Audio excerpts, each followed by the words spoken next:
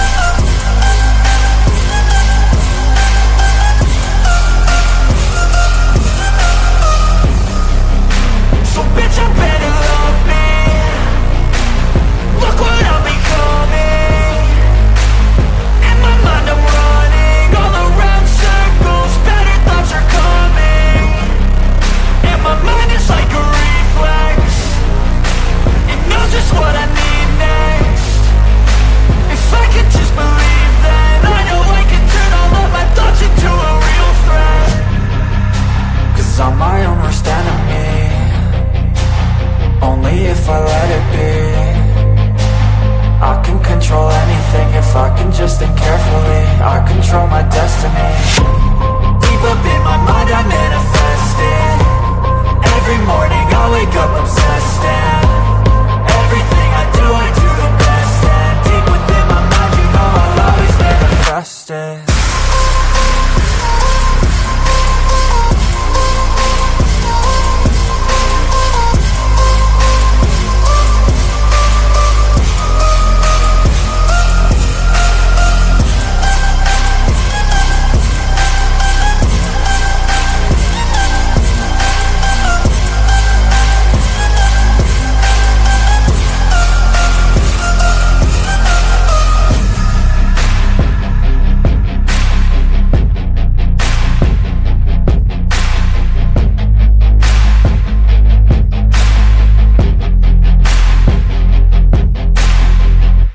Hello and welcome to my Mind Over Your Matter.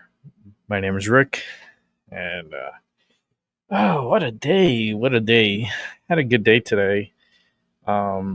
Sucks that I can't eat anything because I'm fasting, and I don't know. I don't like this fasting thing.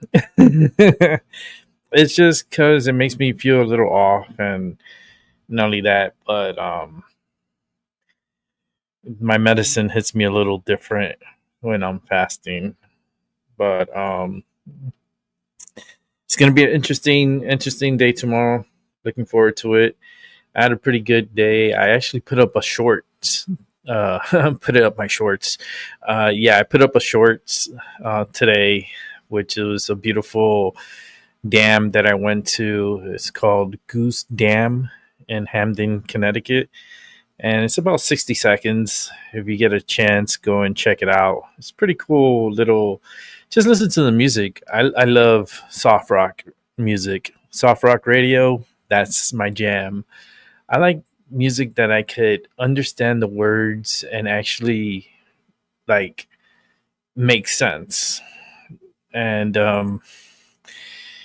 just check it out whenever you get a chance. I truly appreciate it. Um, I got some stories to show. Um, that's coming up next. I got a bunch of stories opened up for us to watch. I haven't seen them yet, so we're gonna watch it together. Um, Looking forward to tomorrow. They moved my appointment from the afternoon to the early morning, so that's a great thing because I do wake up early in the morning. So they moved my appointment from a 12:15 arrival and surgery at 1 o'clock. They moved it down to 8:45 in the morning and 9:30 surgery. It's a big difference. I'm looking forward to that because that way I can just get it out the way and be out of the facility by no later than 11, hopefully by 11. And I can recuperate for a bit and possibly grab something to eat. Something light, nothing too crazy. It's just because I'm going to have pain in my stomach, and it's going to take me some time to get through that pain. But I'm gonna see if I could wake up early to do an early morning show, at least for a little bit until I leave from here, because I don't know if I'm gonna be sleeping well tonight. Just to be honest, I will try to sleep early tonight. They told me I can take my medicine to sleep, so I'm very happy about that because I can't sleep like good without my medicine, and certain medicines I just gotta have. Sleep medicine and my dialcytocin and some other medicines for my cholesterol and for my muscle relaxers and all that stuff. Gotta have it all for the night. So I was given permission to go ahead and take those. The only ones that I cannot take is my medicine for diabetes, such as my metformin. They told me to skip on that today and tomorrow. So 2 days I'm going to be without my metformin, which is to be fine. I should be fine. Hopefully, my sugar doesn't spike, which I hope not. Um, but it is what it is, and this is what I gotta deal with. So, um, it's the cards I'm dealt with. I gotta go with that. This is my dinner right here. Ta-da! The dinner is water. That is my dinner for tonight. I'm here imagining right now that this is a filet mignon. This is a filet mignon with some steamed vegetables. Carrots and peas sound good to me. Um, green beans also. I love green beans. I love carrots. I love broccoli. My goodness. Um, I love mixed veggies with a nice, like, I don't know, let's say sirloin, a nice, beautiful 11 to 16 ounce sirloin with some mixed veggies and a salad, a house salad. That sounds so delicious right now. But that's what this is right now to me. Is that plate that I'm talking about. Oh,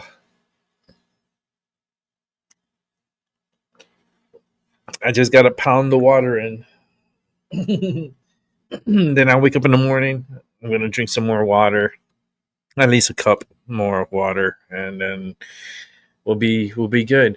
Let's go straight to the news. Let's check the tropics because there's stuff going on in the tropics. I got some Benny Johnson to review, a couple of Benny Johnson. I can hear like three of them.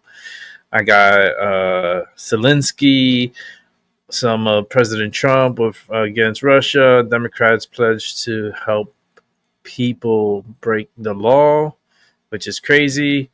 I got some ICE news, got some Trump in the Oval Office, and a fire NATO to cap it off. So let's first start off with the weather, because the weather is a little bit crazy. It's only going to get crazier for Florida. I hope Florida's ready. This kind of reminds me of like the storm that's developing. It kind of reminds me of Katrina and how Katrina started. Because Katrina started like that same area and started moving south of like northern Bahamas, like Freeport, north of Freeport, and it's moving downwards down the coast of Florida, and it's going to cross through Florida, and it's going to head over to the Gulf of Mexico, where the possibility of this storm exploding is pretty high based on the location and where the waters that the storm is going to be on is very warm waters that can rapidly develop the system quickly. I hope it doesn't get into the Cat 3s or 4s, but it can rapidly develop. I'm hoping that it doesn't, but the atmosphere looks like it may happen. Let's see. It's very risky. This week is going to be very interesting for New Orleans and Texas. They definitely got to stay alert on the tropics. Let me go ahead and show you guys what I'm talking about. Let's bring it in here. Ding, ding, ding, ding. And let's listen in. All right, and good afternoon. We want to update everyone on what the tropics are doing or might be doing. In these early stages of tropical development are usually the most frustrating. Everybody wants to know what will happen, when will it happen, but there are more questions usually at this early stage than answers. What we're watching is being classified now as Invest 93. Again, not a big surprise, really no big surprises so far. I can bring that up now. We're expecting a little system that would start to try and get a little bit more organization off the East Coast of Florida early in the week. So again, no surprises yet. The expectation is that it will move over Florida and eventually into the Gulf, maybe later on tomorrow night or more so into Wednesday. What we're watching right now is that would then determine exactly where where inland it moves. Right now, the center is classifying the center of the invest right about and through here. You'll note the lack of any thunderstorms on the northern and even somewhat on the western side. A lot of thunderstorm activity on the southern side. So what we're going to do is we're going to switch over from our visible satellite, which does show you those low-level clouds trying to get wrapped around. Whether or not there's any kind of closed circulation or not, it's all they got to investigate it to find out activity. So hard to figure out exactly where that is. So what we can do is kind of go a little bit lower into the atmosphere on radar. Now, this is the radar out of Melbourne, Florida, which they had actually been down, and I'm just now ingesting all of that site data. So that's why you kind of see it go dark there and then start to show up. What this is showing, though, is what almost looks to be a little band of rain on well south of where the hurricane center is saying that the center of the invest is. We can switch over to like a little bit more south than where kind of what we call the NEXRAD, the United States sites of it. Kind of takes a conglomeration of all radar sites across the country. So it's not quite as detailed as just the what we call single site out of Melbourne. And it certainly looks like this may be some kind of little with storms right now. And if that is the case, then this center is way to the south of what the hurricane center is right now thinking. Again, these are the early stages, so not locked in on either one of those positions, but it could be a huge factor in what eventually moves into the Gulf. Okay, let's pause him for a second. Let me show you guys what he's this is from NOAA. This is actually from Tropical Tidbits. And what you're seeing here is the Invest 30. This is 93L. They're classifying as right here.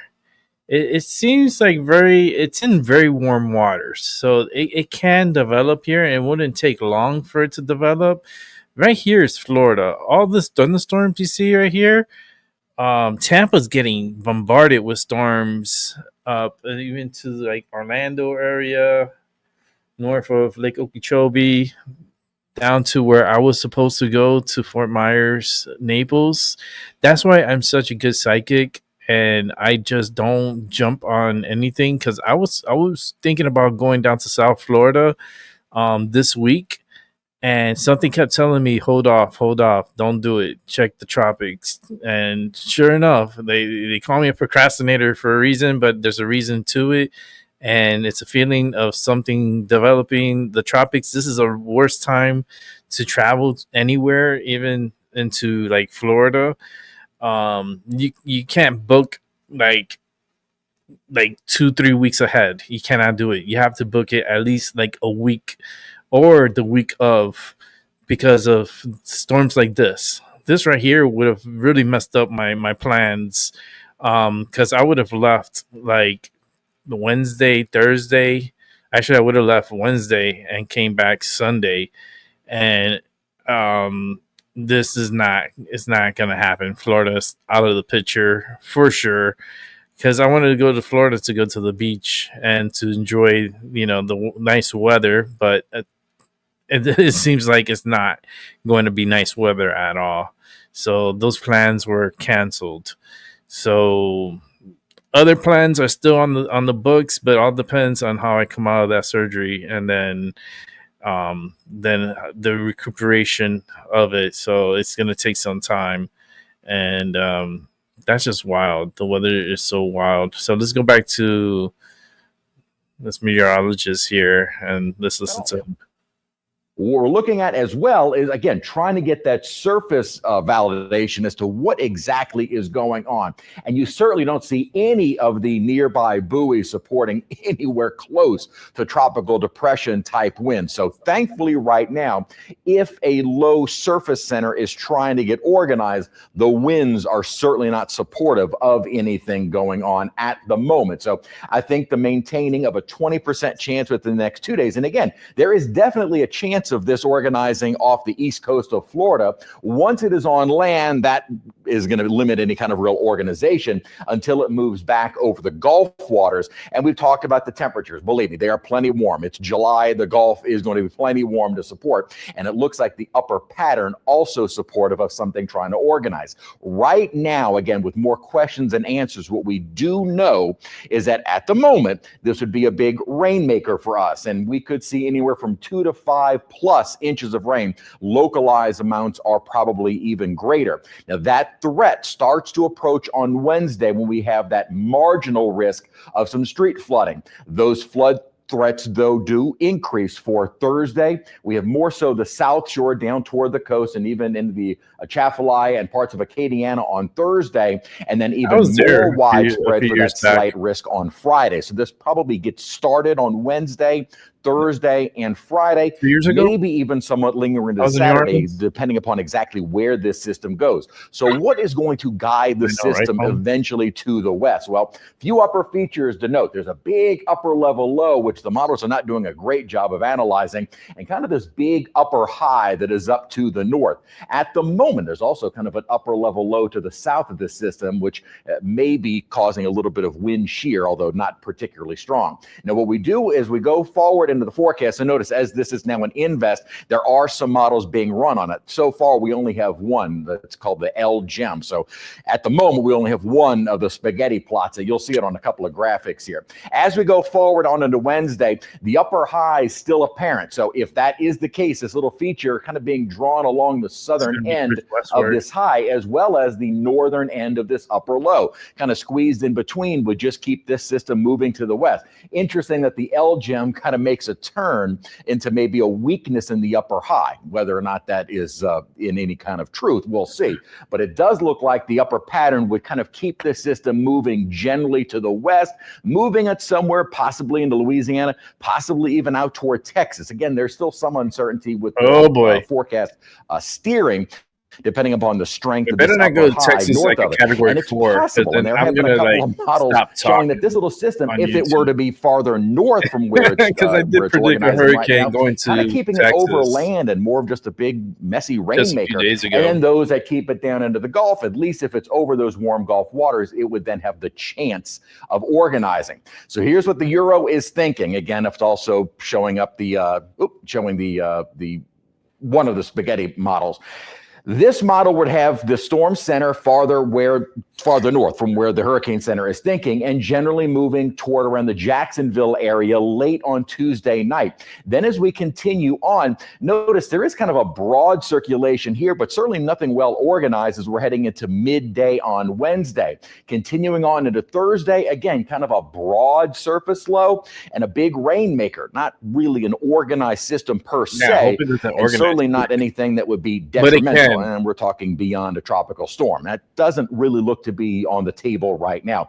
Big rainmaker, though, and even as that system, what is maybe just an unorganized surface low, moves inland, it still could be drawing moisture up from the Gulf, which would likely keep our rain chances even on the higher side going past Friday and on into the weekend. Florida's getting a good amount of rain. Maybe Saturday. Here's our precision cast model. Again, this actually has a little bit farther south, but moving toward Jacksonville. So if it goes across on the north side, graph model, as well as Euro, kind of saying the same thing. They both have a different starting point of the storm, but both indicating it moves more toward the northwest, say west-northwest, and more toward Jacksonville. Again, farther north, the better for us, because there is more of a chance that it just stays out over land. Now, this model kind of has it dipping back down south, maybe around Apalachicola, and then continuing beyond Panama City. But again, not a real organized system, just kind of a broad surface low and a big rainmaker. So as it stands right now, this is probably going to be more of a rain issue, possibly. So well, it's meant to have that duck down a little bit, kind of the timing, mid to late in the week for some heavy rainfall. What we could possibly see if it were to organize would then be more of a wind and coastal flooding threat. But the way things stand right now, starting Wednesday, likely through Friday, maybe on into the weekend, several rounds of rain, street flooding possible. The way it's looking at the moment, 2 to 5+ inches looks to be a fair, widespread forecast. Certainly some localized higher totals are possible, but that I think would be a little bit more limited. So what we need to do now is just keep up with the forecast all this week. Over the next couple of days, really going into tomorrow, we'll see if this is able to organize and where inland over Florida it moves. And then after that, we will see if it's able to get into the Gulf. And then after that, whether or not it's able to kind of reorganize over the Gulf waters. Thankfully, it isn't going to have, the way it looks, a lot of time over those very warm Gulf waters. A lot can happen in those brief windows, but it it doesn't look like it's going to get just an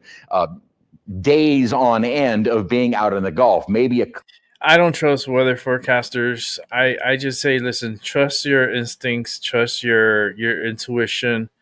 You can listen to the forecasters and so forth, but if this storm develops a little bit further south, and we're talking about like south, like around exiting like the Tampa area and going towards the Gulf of Mexico, the storm will have a tremendous amount of chance to get like a rapid development. And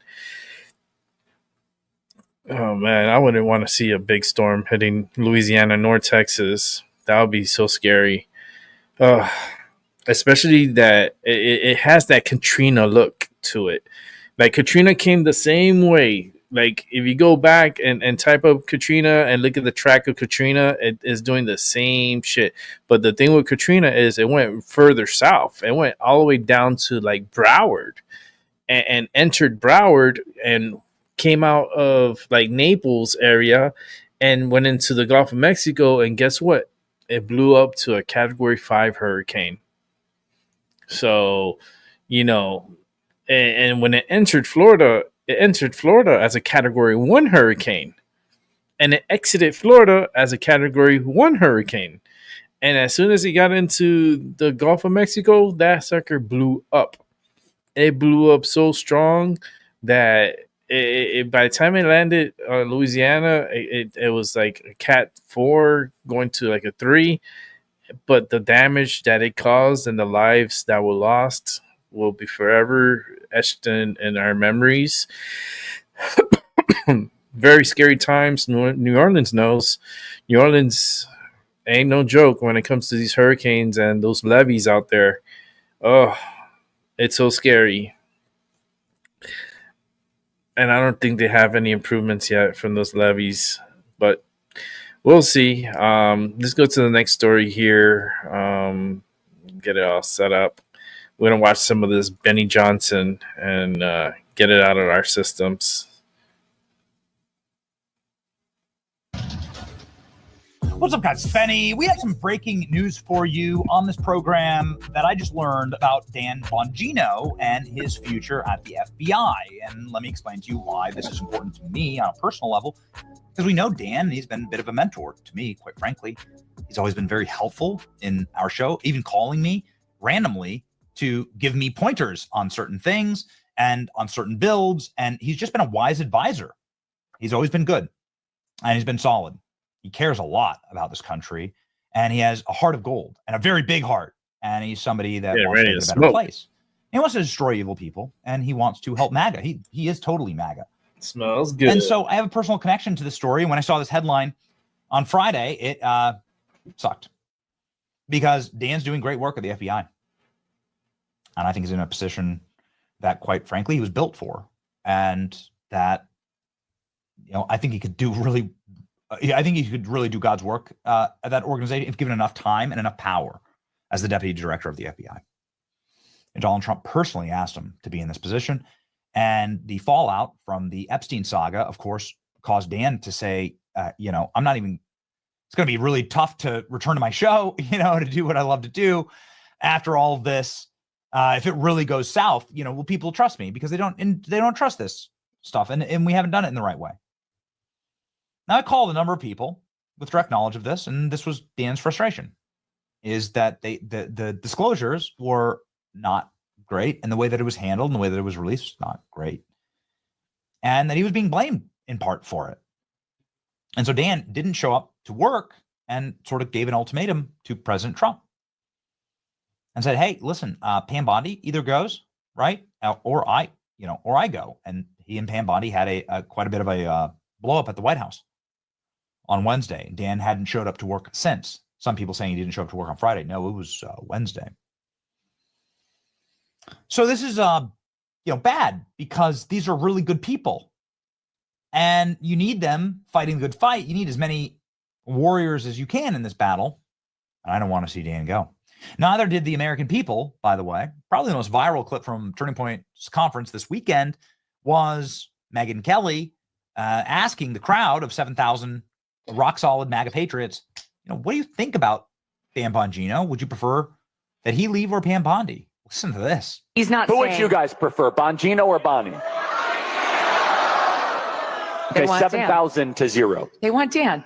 Of course, Dan. You know why? Because Dan understands MAGA. Dan's part of the MAGA movement. Dan's been an important piece of it and a mouthpiece for like really important ideas and an advocate and a fierce warrior. He's been in the trenches. I mean, with all due respect to Pam Bondi, she's been in Florida. She represented the president. It's nice. But do you think she really gets MAGA? I don't think so. She wouldn't have behaved this way if she did. And now it's a time for choosing. It's a time for choosing. So, I mean, that's pretty demonstrable, right? I spoke at the same conference. I can tell you the same thing, right? The loudest roar that we received in our speech was when I said, you have got to release these Epstein files. It's tough love from a friend, Let me tell you what. I just did some phone calls, and I found out that Dan Bongino not only is back working at the FBI, that cooler heads have prevailed here, that Dan is actually working on something very, very important, and also everything's changed. Oh, yeah. There is a positive mood for Dan, according to my source, after further internal movement towards Epstein disclosures and transparency. Trump team is back together and locking in. That's what I was told directly by my source. And people love this. I mean, I just put this up and it's flying. People want to see this. They definitely don't want to see Dan go. That's a matter of fact. But this is what else I got from another source is that, well, there are some big things happening that we may not be able to see right now, but it's been very positive. All of, you in the comment section, posting on X, writing right here, letting your voice be heard in whatever way that you do that, it's worked. Ladies and gentlemen, further sources confirm to me that there's going to be a major change in approach to the way that this Epstein file will be handled by the administration. Expect more disclosures. Very powerful people inside the admin are now pushing for a special counsel. Full press briefing on Epstein findings. Important to note that this drastic change happened after our voices were heard, but also Steve Bannon, Tucker Carlson, Megyn Kelly, and a number of other people, Charlie Kirk, really locking in and giving some tough love to the administration over this. They were met with massive roars and applause from the 7,000 gathered and could not be ignored. In short, our voices are being heard and power to the people. It's a beautiful thing to see. And I want to see Dan back at work. This, of course, is not exactly the right headline. I don't hear that Dan is in limbo. I hear that Dan is back at work and that he's had a very good detente with Donald Trump and that there's going to be changes. White House statement seems to suggest that Dan Bongino isn't resigning from the FBI. Well, yeah, as a matter of fact. Yes, that is true. Here's what President Trump said yesterday about Bongino. Donald Trump smiled, said he loves Dan. He wants Dan. Dan must stay. Here we go. Oh, I think so. I did. I spoke to him today. Dan Bongino, very good guy. I've known him a long time. I've done his show many, many times. And he sounded terrific, actually. No, I think he's in good shape. Kash Patel also said in a post that he is staying, obviously, and he's going to serve at the pleasure of the president. Everybody celebrated this online, obviously. Dan Bongino is a very good guy. I've known him for a very long time. Does it sound like somebody who's trying to fire Dan Bongino or trying to cause a war? No. He's a good guy. I've known him a long time. He sounded terrific. He's in great shape. Let me be crystal clear. If Bongino is allowed to resign while Bondi stays in place, it is irreparable damage, and it would be a huge win for those trying to destroy our country from the inside out. Yeah. They are absolutely, I would say, trying to destroy the Trump administration, maybe kill it in the cradle before it gets started, right?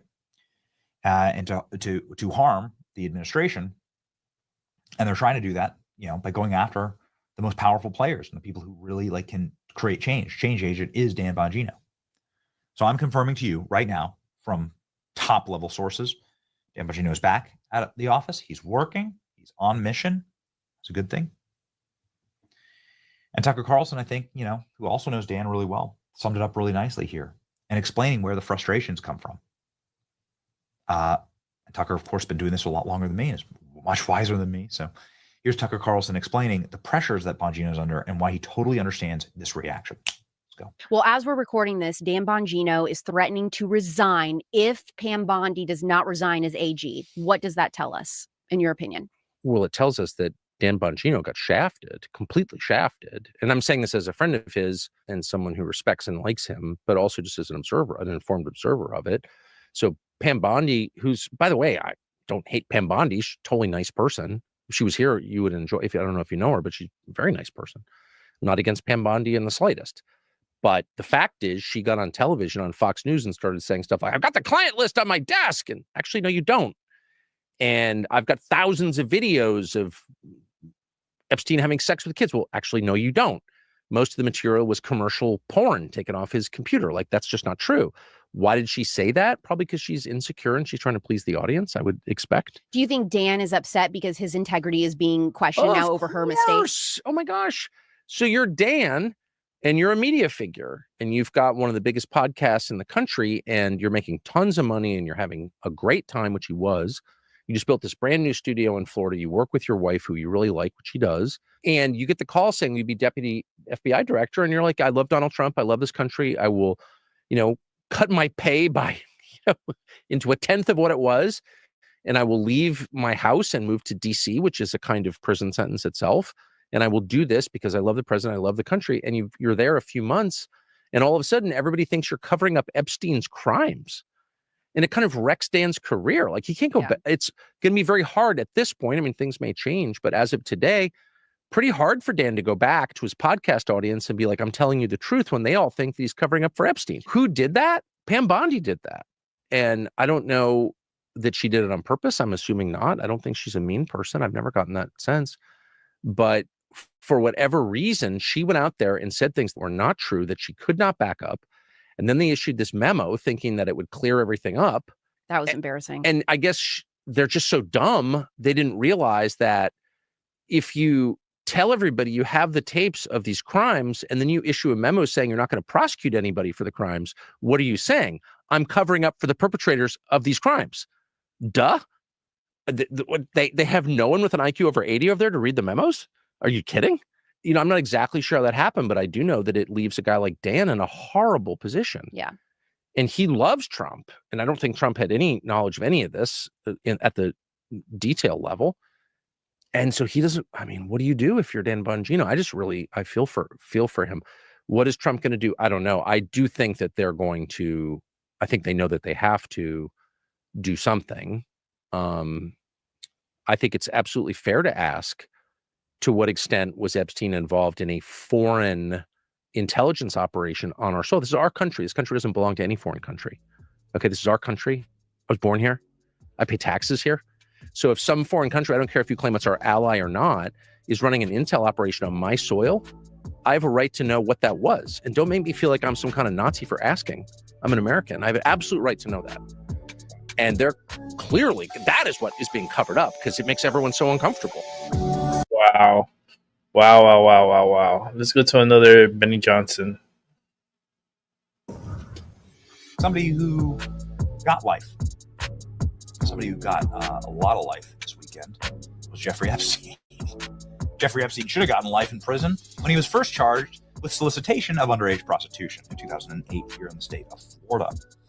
Just so happened to have a very interesting conversation with the Attorney General in the state of Florida. There's a lot of motion. There's a lot of things happening behind the scenes that are really exciting about this moment.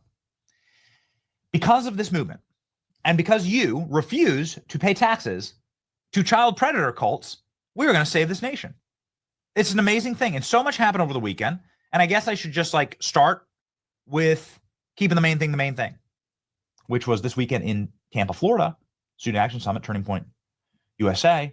There was a series of speeches that just burned the freaking issue to the ground. Some of the Hey, Albie, how you doing, man? Steve Bannon, Megyn Kelly, Charlie Kirk, Tucker Carlson.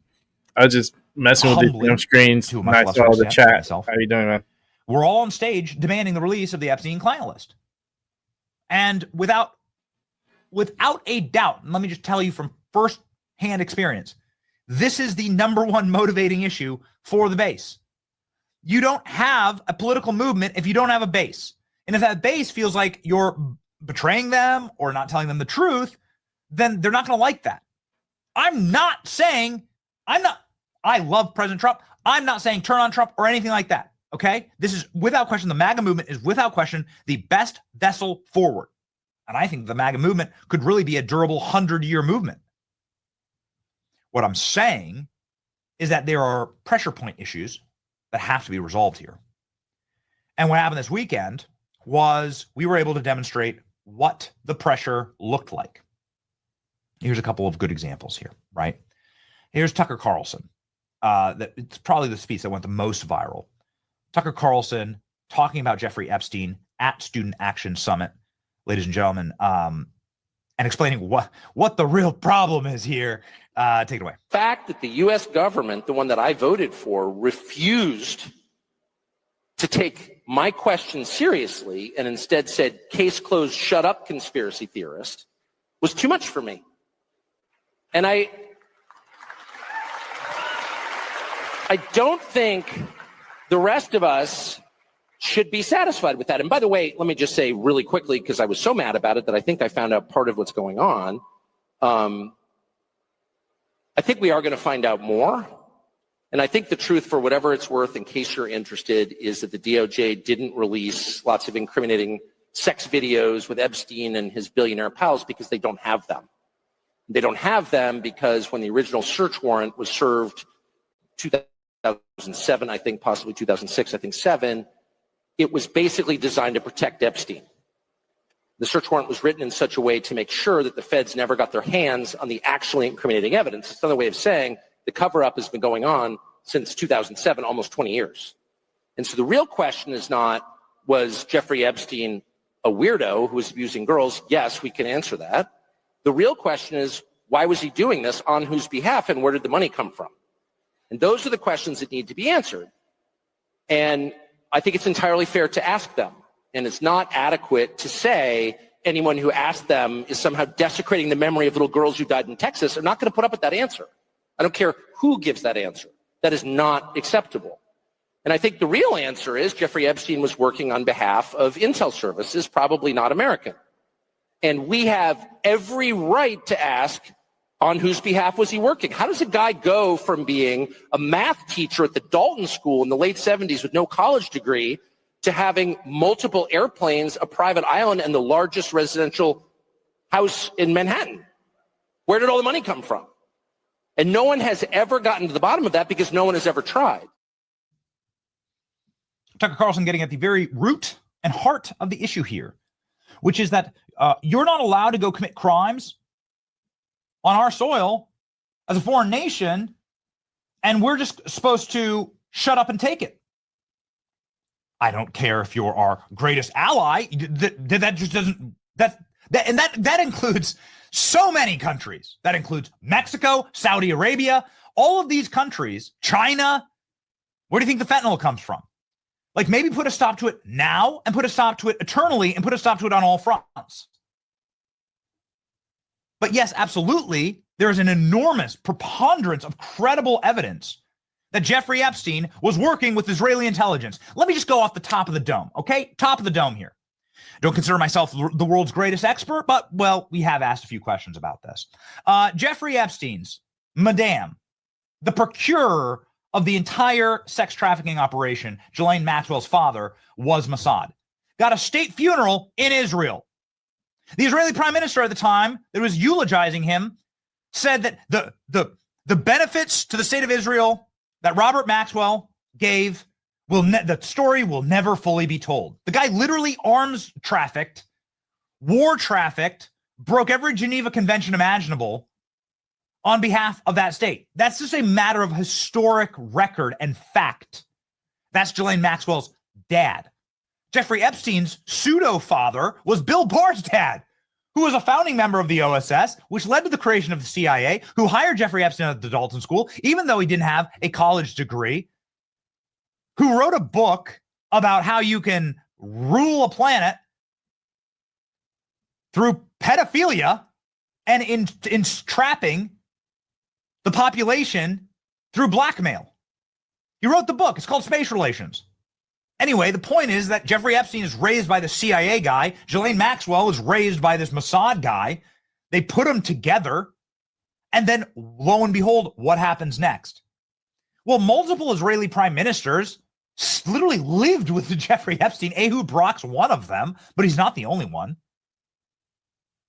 Jeffrey Epstein, there are many emails connecting Jeffrey Epstein to his ability to open up resources and opportunities in Israel. And I guess if you're looking for something that's totally anecdotal, how about this one? On this program, I asked Jeffrey Epstein's lawyer, Alan Dershowitz. I know you all love Alan so very much. You all love Dersh so much. Don't worry, we check the comments. The point is that Dersh knows what he knows. I'll put that one up too, man. That's a great article, Klein. Thank you for grabbing that. Just so happens that Jeffrey Epstein bragged about being a CIA agent and a foreign operative. By the way, the importance of the CIA in this story is woefully undercovered. The CIA is not allowed to run ops on American soil. Now, that's not saying that they don't. Of course they do, but that would be a big time naughty thing for them to do. They're a clandestine organ of our federal government. They are not supposed to do that to American citizens. So let's go with the Boy Scout answer here and ask yourself this. Who would benefit? Which intel agency that's not allowed to operate in America would benefit from an island in international waters to do their crimes on? Bueller? Anything? Anyway, we asked Dersh, who I know you're all big fans of. We asked Dersh, hey, you were Epstein's lawyer. Was he Mossad? And and an answer to that is still bewildering to this day. Dershowitz says, no, he wasn't Mossad, except for that one time. That one time that he asked for me to connect him with a bunch of heads of government in Israel. And I did. And he flew in. And one of the guys was probably Mossad. So, there was that one time that he definitely did that meeting. But, whatever, right? Don't pay too much attention to it. You have that, Cliff Klein. How long is it? I mean, sure. Why not?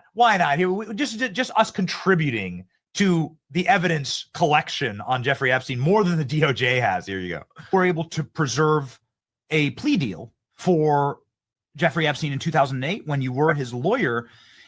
Alex Acosta made a pretty stunning claim as to why that plea deal went forward and why he wasn't able to get a heavier prosecution against Jeffrey Epstein, saying, I was told that Epstein belonged to Intel and to leave it alone. And this is what Acosta said before a Senate committee looking to confirm him in the first Trump term. Can you expound on that? Could you unpack that for us? Yeah, I would be shocked if that were true. Jeffrey Epstein was not a reliable person. I can't imagine that any intelligence service would be using him, but I've heard the claim. I heard the claim that the Mossad, the Israeli intelligence agents, used him just the way they used Ghislaine Maxwell's father, Maxwell. And, you never know. One thing about intelligence services, they act in secret. So you never know. But I can't imagine any thoughtful intelligence service using a guy like Jeffrey Epstein. But it's certainly possible. If so, I didn't know anything about it. In fact, once when I was in Israel writing a book, he called me. He was in France. And he said, I've never been to Israel. I don't know anybody in Israel. Could I come visit you for a day? And he did. He flew his plane. And I took him on a walk in the Shuk, in the Arab area. We had lunch with some prominent Israelis, judges, etc. He asked me to put together a lunch. And then about 9 o'clock at night, he got on his plane as he left. As far as I know, that was the only time he was ever in Israel. But who knows? He could have fooled me too. Yeah. Okay. All right. Yeah. Okay. I just the one time that I took him there and connected him with Mossad. Tucker Carlson going viral this weekend, ruffling a lot of feathers, saying, no, trust me, it's because the United States is protecting their foreign intelligence relationships that we are not getting the Epstein list. Here's just one more double down from Tucker Carlson this weekend, very quickly here. Do you agree with Candace Owens that the reason we are not going to see the client list is because Israel is implicated? Israel is implicated. I don't know that there is a client list. Dan Bongino got shafted, completely shafted. The fact is, she got on television on Fox News and started saying stuff like, I've got the client list on my desk. And actually, no, you don't. When you told your wife, my career is changing after 14 years, did her reaction surprise you? She thought they were really anti-Christian. Do you agree? Oh, of course. If you said on Fox, hey, like, how's Bethlehem doing? Whoa. I mean, you'd be out of there. What is wrong with Elon? Can't have two alpha bitches in the same kitchen. I just had that actually over the 4th of July. All right. Okay. So the pertinent part is the Epstein part. And I really encourage you to go watch. There's a 3-minute clip. Maybe we'll have time to play it in the show, but we just don't have time right now. There's a 3-minute clip of Tucker Carlson really breaking down, this relationship. And now that has boiled over. Breaking news here, ladies and gentlemen. And why don't we do the stinger, ladies and gentlemen? Breaking news: Tucker Carlson is fighting with the Prime Minister of Israel on X. Let's freaking go! What? Are you kidding me? This is gonna get crazy. Naftali Bennett. Click through, please. Naftali Bennett decided to send a shot across the bow. Now, this is the former prime minister of Israel. He's also somebody who, is in the running to perhaps maybe become the prime minister again in the future. He heads a very a powerful Israeli political party. Now, this is remarkable. He's gone directly at Tucker Carlson. Shakespeare has this line that says, the lady doth protest too much, right? What the hell are you doing exactly, sir, coming after Tucker? He's an American. He has every right to ask a question. And in fact, you have an obligation to answer. Let's read. As former Israeli prime minister, with the Mossad having reported directly to me, sure, I say to you with 100% certainty, the accusation that Jeffrey Epstein somehow worked for Israel or Mossad running a blackmail ring is categorically false. Now, this is a remarkable post. Why would they have to even say this? What tell me about how you beat your wife, right? Like, if the accusations, the only person who's bothered by something like that is somebody who beats his wife. If the accusations are patently false, then you just chuckle them off and walk away. And how many fake things are said about us or this show on the internet every single freaking day? You didn't just check the mentions. Okay, I don't, but sometimes I get a chuckle out of them. Cops show up, knock on your door, and they have 2 shovels, and they're like, "We're gonna dig in your backyard because we think you're a serial killer." And you bury people in your backyard. You kill them and you bury people.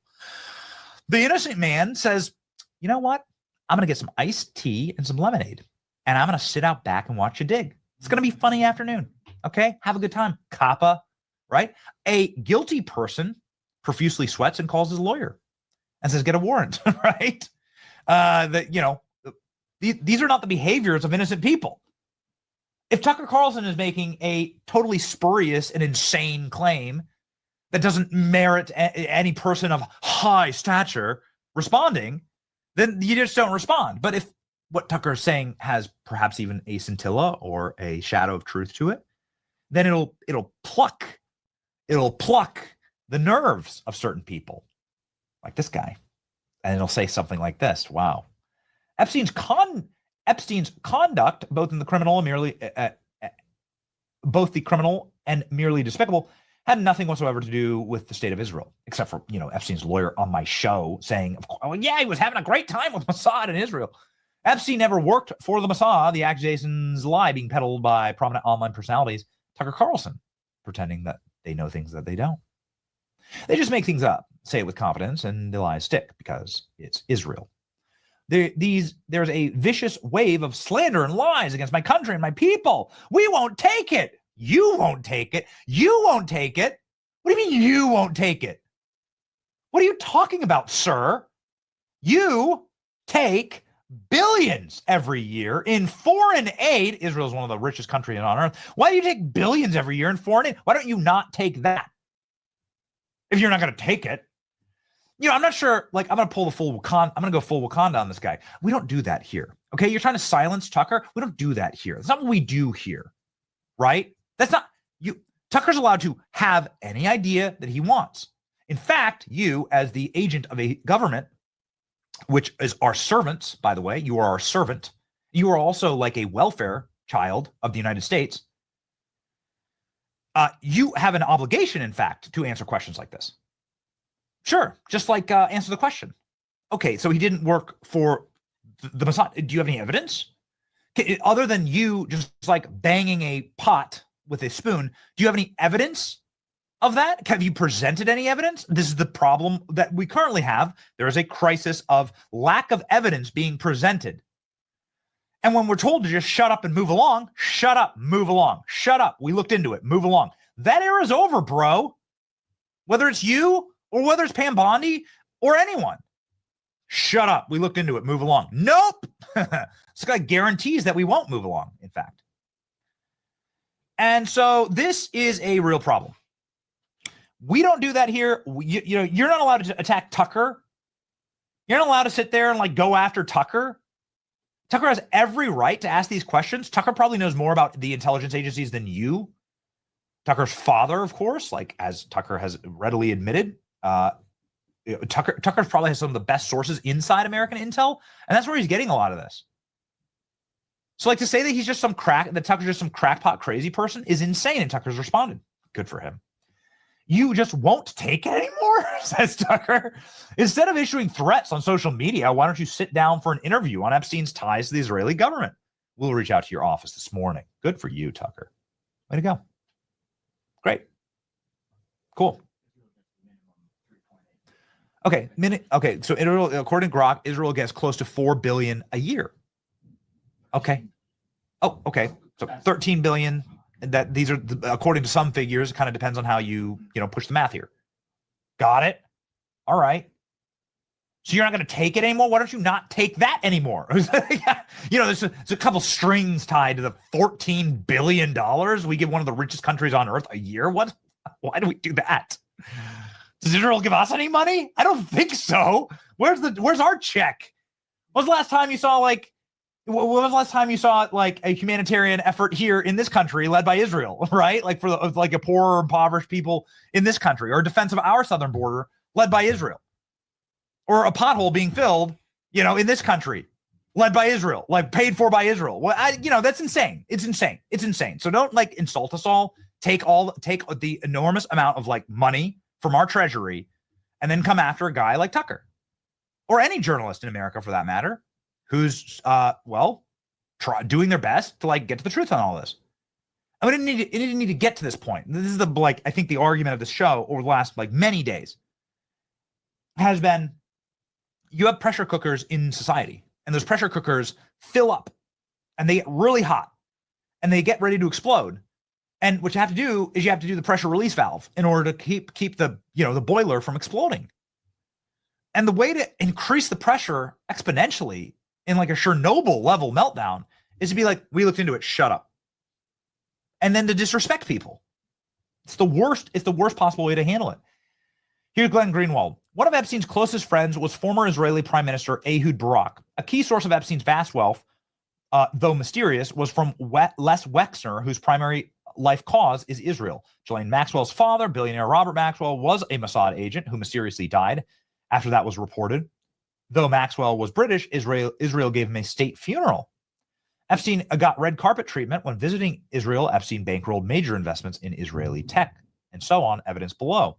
But fine, if Epstein had no ties to Israeli intelligence or intel service, which is theoretically possible, why can't Pam Bondi, CIA, or FBI just say that? Sagar and Jetty. Here's a list of Israeli prime ministers linked to Epstein.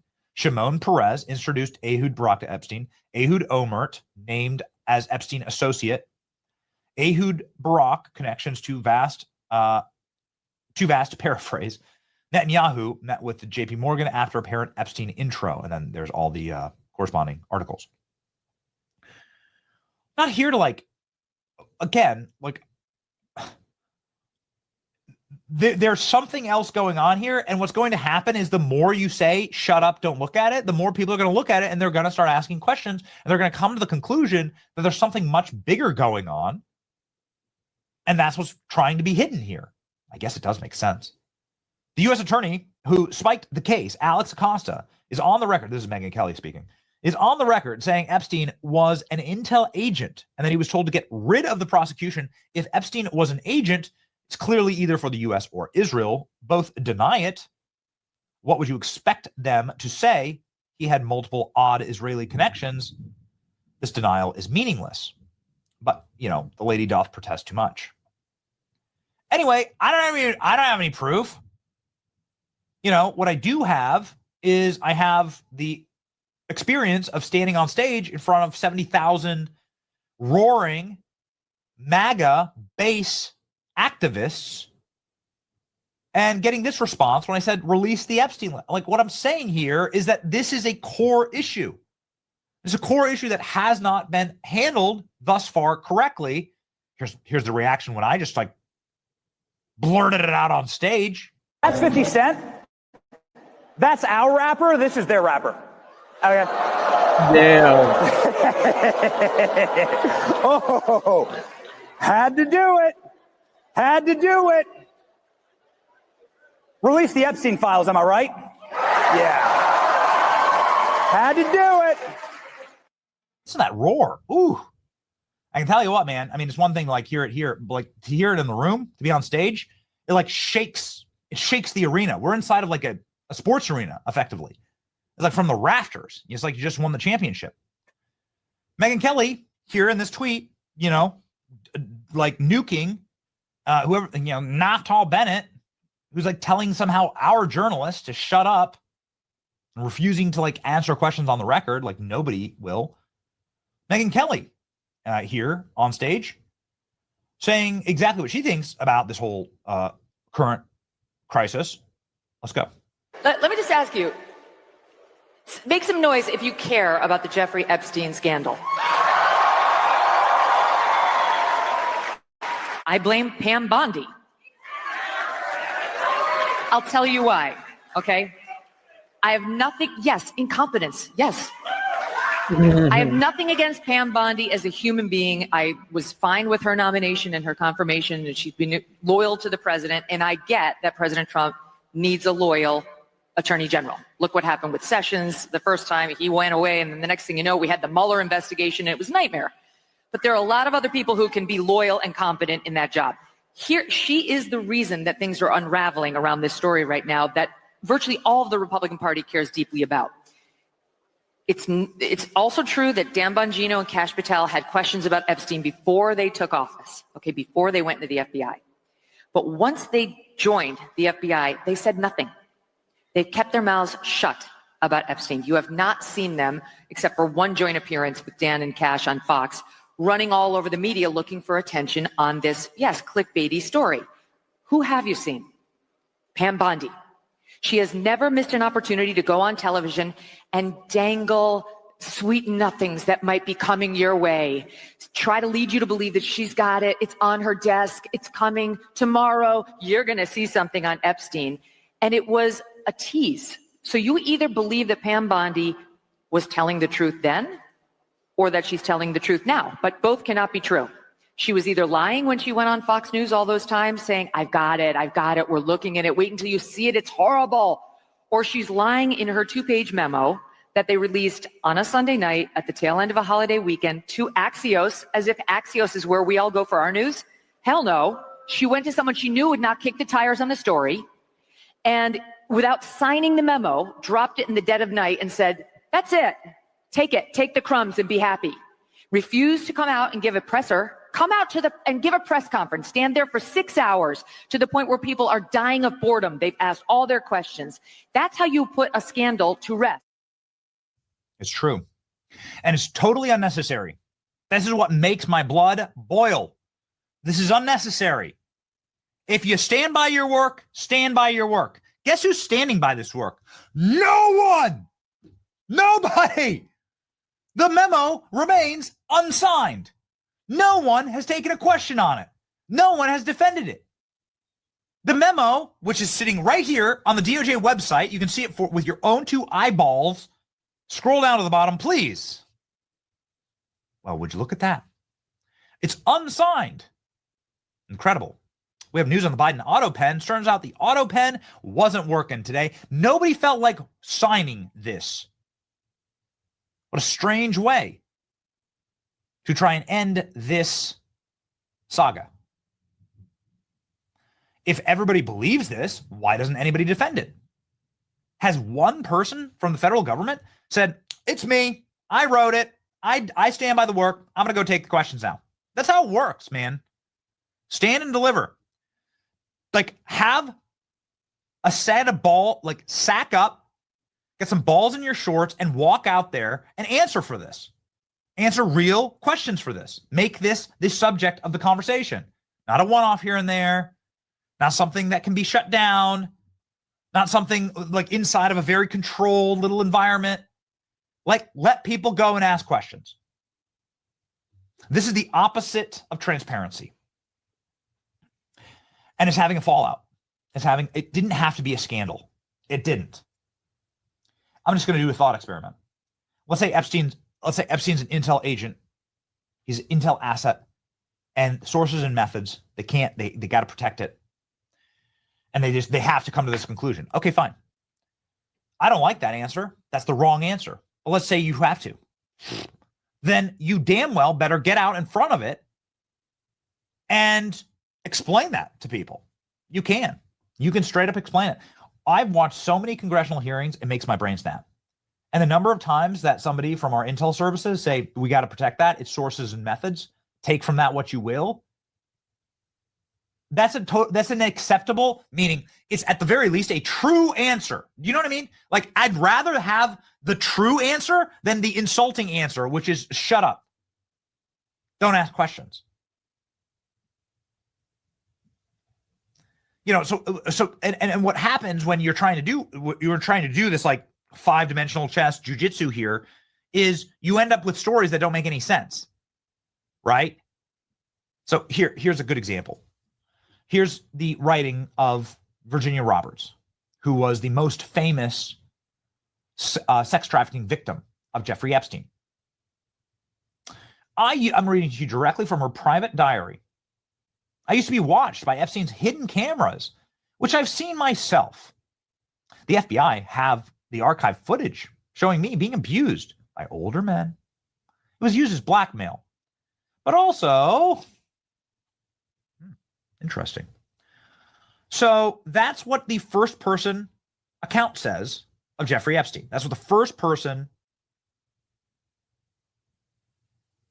experience of one of the trafficking victims says. By the way, this is the individual, and the only individual, as far as I know, that has been paid out tens of millions of pounds from the British royal family based on the amount of demonstrable evidence that Prince Andrew abused her, including photographic evidence.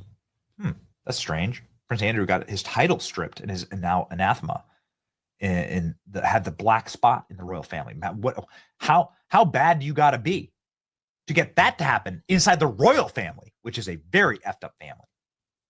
His own friends say that Prince Andrew was, and I quote, effing children.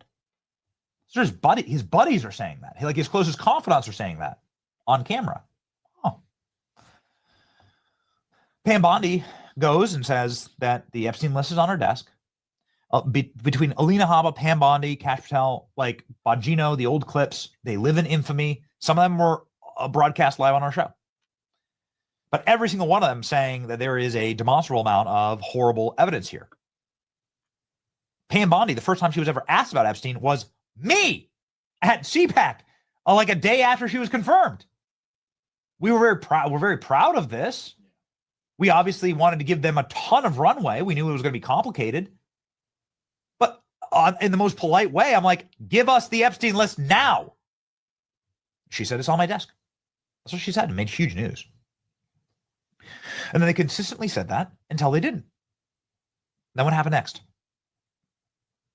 There is no list. So this thing we've been telling you about suddenly disappears. There is no list, and Jeffrey Epstein had no clients and didn't do any sex trafficking, even though we've charged him and Ghislaine Maxwell with sex trafficking. Even though Jeffrey Epstein was already found guilty in court for sex trafficking, and Ghislaine Maxwell is doing 20 years in Club Fed for sex trafficking. It's like an insane thing to say.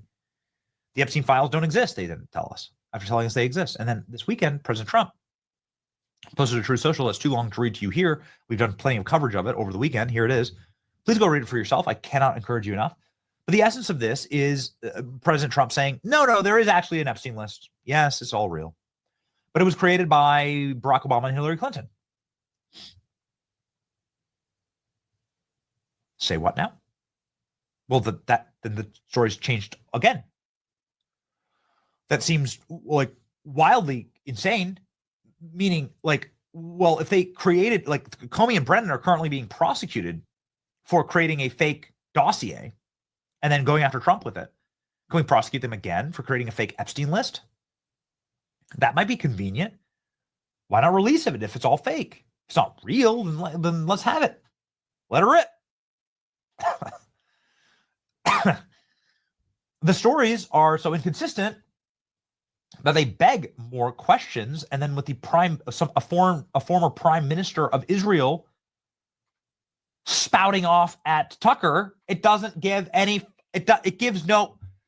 It gives the illusion or the reality that there's so much more here. The lady doth protest too much. The problem is the fallout. Bongino threatened, after our show on Friday, Bongino quite dramatically threatened to leave the FBI.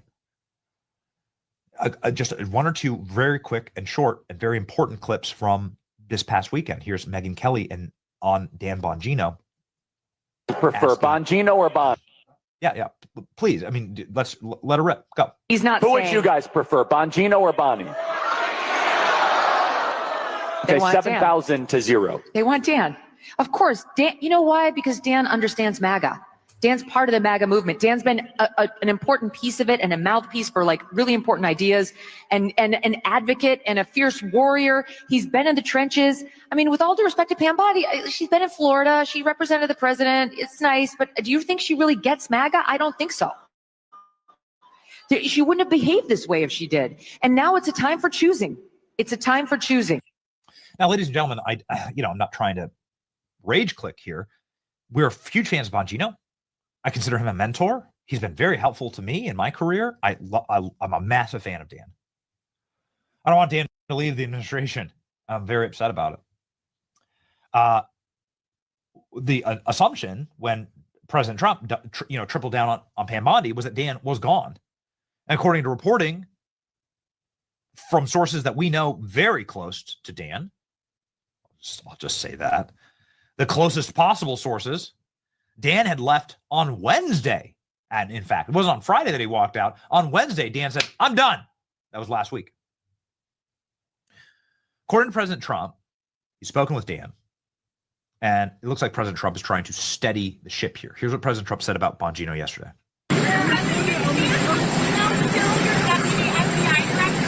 Oh, I think so. I did. I spoke to him today.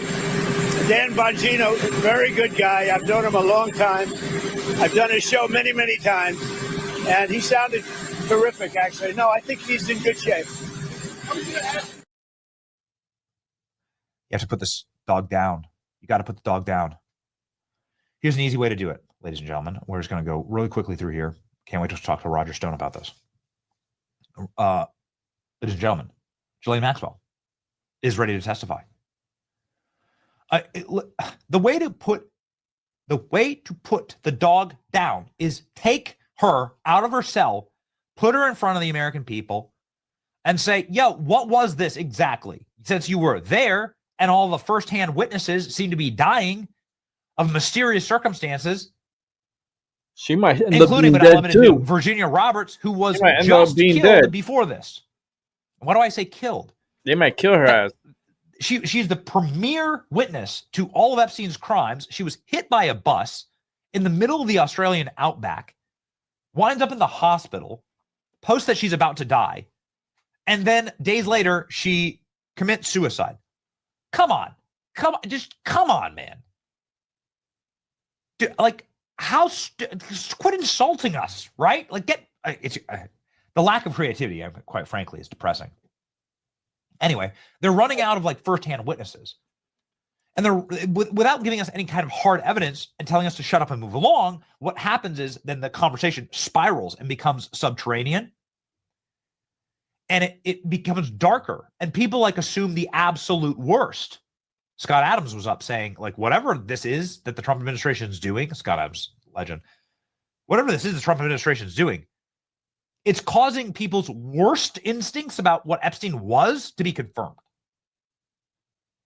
So that's what this is leading to. People thought Jeffrey Epstein was dark. Now they think it's even darker and worse, right? It's having the opposite effect. Let Ghislaine speak. That's what I say. Let her speak. Ghislaine Maxwell is saying she's ready to testify before Congress about what was actually happening. She still says that she's innocent. Well, maybe this would be a way to like tell her story. Nobody's ever heard her story. She's rarely, if ever, been on video. Obviously, we have some videos of her. Just lean Maxwell. She could talk like a canary. An easy way to get to the bottom of this is like, let's bring in the firsthand witnesses, right? Let them speak. What an easy way to show us that you are ready to give us hard evidence by letting the people who observed everything that was going on speak. Here's Ghislaine Maxwell explaining what she thinks about Jeffrey Epstein's suicide in prison.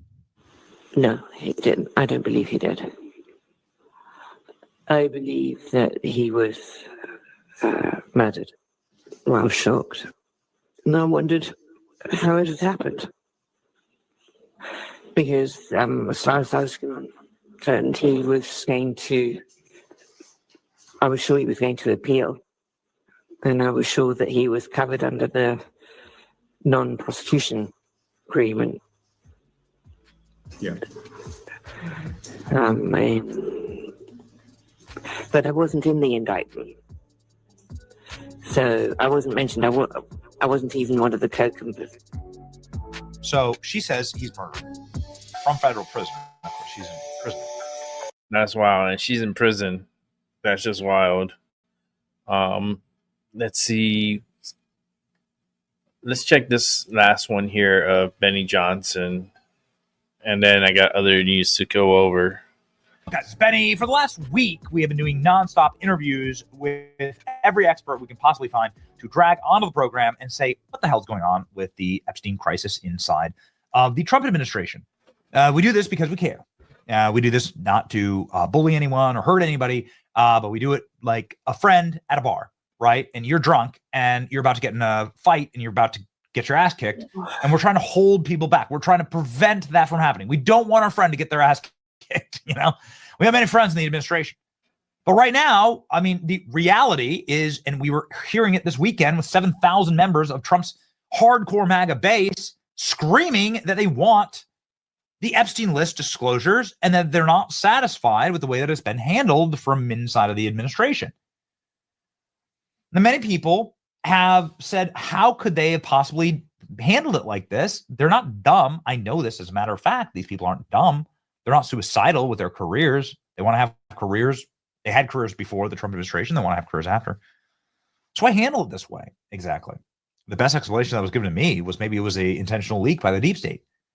Maybe the deep state got their hands on a memo that hadn't been released yet and released it in order to embarrass the Trump administration. Now, I'm not exactly sure about that. But I do know this. There are massive holes blown in the explanation of, shut up, bro, move along. We looked into it. We released all the evidence that we could give you, and it's conclusive. Here you go. Here's the tape of Jeffrey Epstein's cell. Well, actually, it's not his cell. It's his tier. Well, actually, it's not his tier. It's just the entry to the actual floor of the prison that he was held on. Can you see Jeffrey Epstein's cell? No. Can you see his tier door? No. Do people go in and out without explanation? Yeah. Are there missing minutes? Yeah. Is the footage doctored? Yeah. Here we go.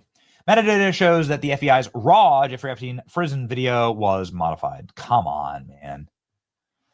Again, at this point, you know, there was a missing minute inside of that video, the video that they released, and we've covered that extensively. At this point, you have to just say, like, you know, is this an op? Are they trying to purposefully embarrass the administration? And by they, I mean either some deep state agent, somebody who's pulling or leaking behind the scenes, somebody who's not giving full evidence or information to Dan Bongino, Cash Patel, Pam Bondi. I don't know. You know, I don't know. I've been asking, quite frankly. I've gotten some weird responses. You know, the point is, here's the response I have gotten. This has not shaken down, obviously, the way that they wanted it to. And there might be some foul play foot. Let's read. Metadata shows that the FBI's raw Jeffrey Epstein prison video was modified. Oh no. There's no evidence in the footage that there's no evidence the footage was deceptively manipulated, but ambiguities around how the video was processed may further fuel conspiracy theories about Epstein's death. Okay. Let's read. United States Department of Justice this last week released 11 hours what are described as a full raw surveillance footage from the camera positioned near Jeffrey Epstein's prison cell the night before he was found dead. The release was intended to address conspiracy theories about Epstein's apparent suicide in federal custody, but instead of putting those suspicions to rest, it fueled them further. Metadata embedded in the video and analyzed by Wired and independent video forensic experts show that rather than being a direct export of the prison's surveillance system, the footage was modified using professional editing tools, Adobe Premiere Pro. The file appears to have been assembled from at least 2 different source clips, saved multiple times, exported, and then uploaded to the DOJ's website rather than presented as raw footage. Experts caution that it is unclear exactly what was changed, that the metadata does not necessarily prove deceptive manipulation, but it is strange, not standard practice, especially if you're just releasing the raw evidence. The video may have simply been processed for public release using available software, with no modifications beyond stitching together the clips, but the absence of a clear explanation for the processing of the file used professional editing software complicates the Justice Department's narrative. In a case already clouded by suspicion, the ambiguity surrounding the file process is likely to provide fresh fodder for conspiracy theorists. Yep. Any aspect of the official story that isn't fully explained will be co-opted. The author who writes about conspiracy theories is an extremist. So whatever your flavor of Epstein conspiracy is, the video will help bolster it. 4 months leading up to the joint DOJ memo FBI published on Monday, Pam Bondi had promised the release of records related to Epstein, raising expectations exponentially high, I guess, potentially incriminating details that might surface and disgrace financiers' deaths and ties to powerful individuals. However, rather than revealing that information, the memo just said, shut up and go away. Epstein was found dead in his Manhattan prison cell on August 10th, 2019. He died by suicide while waiting trial on sex trafficking charges. To support its conclusion, the FBI reviewed surveillance footage overlooking the common area of the special housing unit in the Metropolitan Correction Center where Epstein was held. The FBI enhanced the footage by adjusting contrast, color, and sharpness, and released both the enhanced and what is described as a raw version. Both versions of the video appear to have been processed using Adobe to include much of the same metadata, according to the FBI. Anybody who entered the area containing Epstein's cell during the relevant time frame would have been visible on the camera. That's not true. Working with 2 independent video forensic experts, Wired examined a 21 gigabyte file released by the DOJ using metadata tool. Reporters analyzed the exchange file format and identified signs of processing. The raw file shows clear signs of having been processed using an Adobe product. Yeah. Okay. So you get the point. It's just not good. Am I saying that they, and this was, oh man, this is an old school Wired post that's just so excellent. It was published over close to a year ago. They tracked all of the Epstein clients using the metadata on phones, the visitors to Little St. James. They were able to track them back to their homes. It's wild, crazy reporting here. That is wild. Technology. That's right. Your phone is your biggest enemy. The point is that nobody even tried to explain this to us. Like, you understand? Like this is some of the most sought after pieces of evidence and story that the American public has seen in a very long time. And there was no press conference. Nobody was answering questions. Nobody even signed the damn memo. Nobody stood up for the video and explained it at all. What we got was insane, nonsensical explanation about the missing minutes. I'm wheezing. They didn't even clear the metadata. Goodness, it was just sloppy. Metadata shows FBI's raw file was modified. Goodness gracious. There is no evidence the footage was deceptively manipulated, but whatever. The cover-up is enormous. Metadata shows the FBI Jeffrey Epstein prison video was very likely modified. You are now just learning that the metadata was modified in the Epstein video. You have to be effing kidding me. Some of these people are very strong allies of MAGA. It just seems silly. It seems silly. The cameras were broke that night. Nothing to see here. Yeah. Just looks unprofessional. If you're going to do some effery, please remember to remove the metadata. They didn't even wipe the metadata. You need metadata for that? Full stop, fire Pam Bondi now. Video metadata reviewed by Wired and independent experts show that the video was edited in Adobe. Epstein metadata edited alert. According to Wired, it's unclear what exactly was changed, that the metadata does not prove deception or manipulation. Could simply be stitching two clips together. Rookie error, if so, because the FBI specifically stated that they were looking to avoid the appearance of editing. Goodness gracious.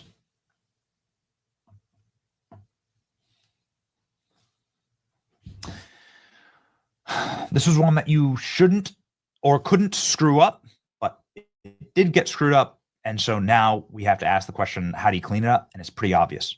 You just have to release everything. You know, it doesn't prove that they edited the video, but it doesn't not prove that, you know, it gives the illusion that you did edit it, right? And what we were promised was all the raw files, and we were promised all the other files. And now even the one piece of evidence that was given, a lot of people, was that prison video, that's the one piece of evidence they decided to give. Not even that anyone can trust. Too many holes in the story. It's like Swiss cheese. So better just throw it out and start over. Start releasing. That's wild.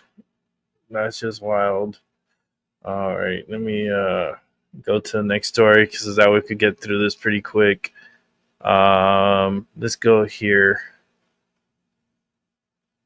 Shift in U.S. policy after President Trump revealed new weapons are on the way to support Ukraine in its war with Russia. And this all comes as the president tries to increase pressure on Putin. Our DC Bureau Chief Ben Kennedy is live at the White House with much more. Ben.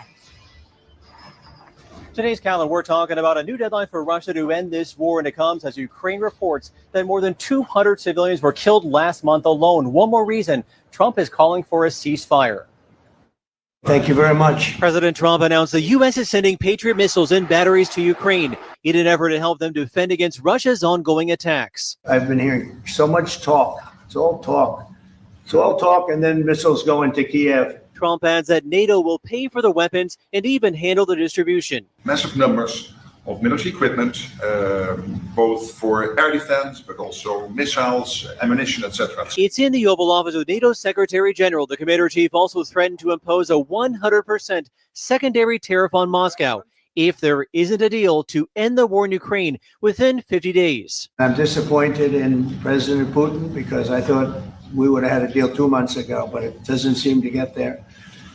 So based on that, we're going to be doing secondary tariffs if we don't have a deal in 50 days. So how are you, sir? It comes as Special Envoy Keith Kellogg met with Ukraine's President Zelensky in Kyiv. We are thankful to President Trump for his all messages and very strong decisions about resuming delivers. A bipartisan group of lawmakers are also pushing a related bill that lets Trump levy a 500% tariff on imports from countries that buy Russian uranium, gas, and oil. We are very unhappy, I am, with Russia. And Trump says these missiles and batteries will reach Europe in a matter of days, which means they could be up and running in Ukraine as early as this week. Wow, that's quick. And then aside from the tax threat on Russia, we understand that Trump announced plans for new tariffs on America's trading partners. Janice, you're right. In fact, Trump said he plans to impose a 30% tariff on goods from Mexico in the EU. That is set to kick off on August 1st, which means they do have some time to try and reach a new deal. Wow. Wow. Let's see. Give me 1 sec. Go ahead and check this one out here. Шановні українці, довгий був день сьогодні. Зустріч з генералом Келлогом. Він почав в Україну доволі змістовно. Ми говорили продуктивно. Я вдячний президенту Трампу за готовність підтримувати захист життів наших людей. Ця війна, вона триває тільки через Росію, тільки через бажання Путіна продовжувати війну. затягувати її. Росія намагається зробити війну начебто новою нормою. Ніколи не можна з цим погоджуватись. Треба робити абсолютно все можливе для примусу Росії до припинення вбивств, до реального миру і гарантування безпеки. Мир можливий лише завдяки силі. Ми говорили про це з президентом Трампом, ми говорили з представниками Конгресу, ми працюємо на рівні наших команд України та Сполучених Штатів Америки, щоб забезпечити необхідні нам сили і засоби для захисту життів, для захисту нашої держави. Американську зброю, американські санкції проти Росії, вже підготовлений санкційний закон в Конгресі, а також щоб забезпечити європейське фінансування і підтримку, спільну нашу оборону. Українські військові, наша розвідка, спеціальні служби нададуть генералу Келлогу всю необхідну інформацію про те, що відбувається саме зараз на передовій та які нові наступальні кроки готує Росія. Росія досі має на це кошти. Кошти, щоб руйнувати життя сусідів. І не тільки України, але світ знає, куди бити, щоб Путін відчув біль. Та щоб Росія відчула потребу шукати мир. Російські фінанси на війну треба обрізати, зв'язки Росії з Іраном та Північною Кореєю треба обрізати, будь-яке постачання компонентів та постачання обладнання для російської воєнної промисловості треба обрізати. Я вдячний нашій команді, я вдячний Сполученим Штатам, я вдячний Німеччині, Норвегії за підготовку нового рішення щодо Петріотів для України. Ми працюємо також щодо великих оборонних угод з Америкою. Зараз ще не час, щоб говорити про деталі публічно, але ми можемо разом зробити багато заради безпеки. Україна абсолютно готова до всіх чесних та до всіх дієвих кроків заради миру, тривалого миру, заради реальної безпеки. Саме Росія не готова. Саме Росію треба примушувати. Це відбувається. Ми обов'язково продовжуємо збільшувати власне виробництво зброї та розвиток всіх наших оборонних проєктів, своїх, українських та спільних з партнерами. І це одне із пріоритетних завдань для оновленого уряду. Маємо збільшити частку власного виробництва зброї. Це абсолютно чітка ціль. Маємо брати участь в глобальній технологічній конкуренції завдяки нашим власним розробкам. Маємо спрямувати більше власної української економічної сили на забезпечення наших сил оборони України. Важливо провести дерегуляцію та дати суспільству більше можливостей розвивати наш внутрішній потенціал. І важливо прибрати всю зайву бюрократію та дублювання функцій у наших державних інституціях. Це точно дозволить скоротити всі зайві витрати.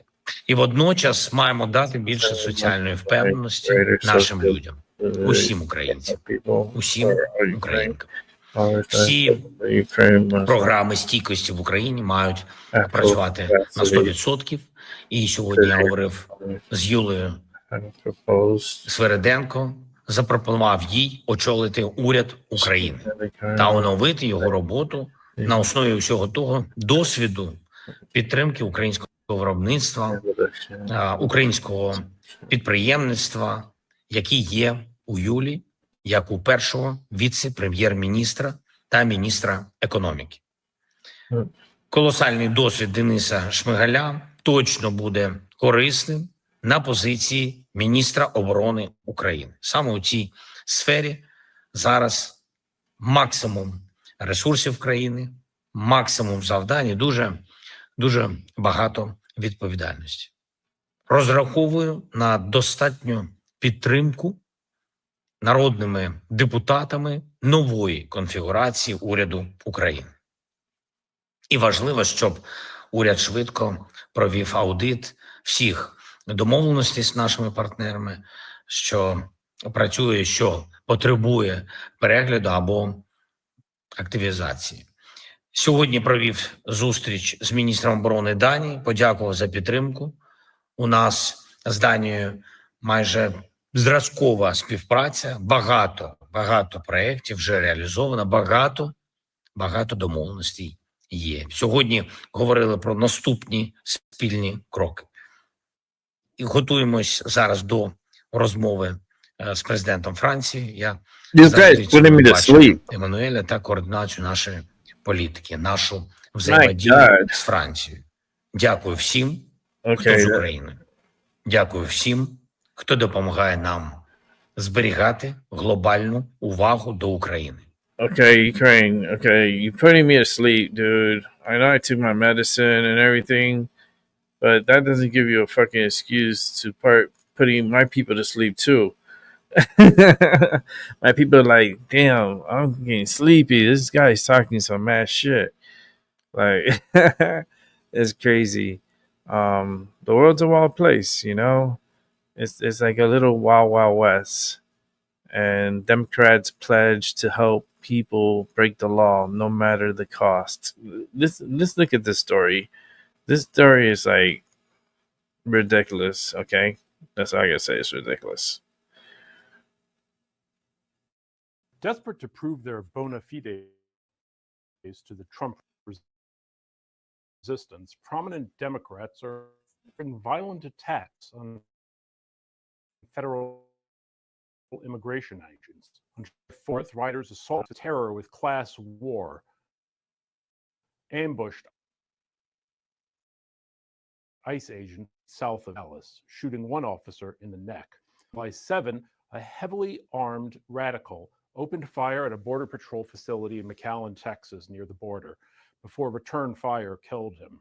But even before all that, the Department of Homeland Security reported a 700% increase in violent attacks against ICE agents, and a lot of Democratic politicians cheered on the extremists. Tim Walz said that ICE are the modern-day Gestapo. New Jersey Representative LaMonica McIver got herself arrested by forcing her way into a migrant detention center in a chaotic rally verging on riot. Los Angeles Mayor Karen Bass last week interfered with an ICE operation against migrant criminals who've largely taken over MacArthur Park. New York City Controller Brad Lander last month staged a photo op arrest by interfering with federal officers taking a border-jumping perp into custody at a courthouse. He's now publicly urging asylum seekers to skip their court dates entirely and go into hiding.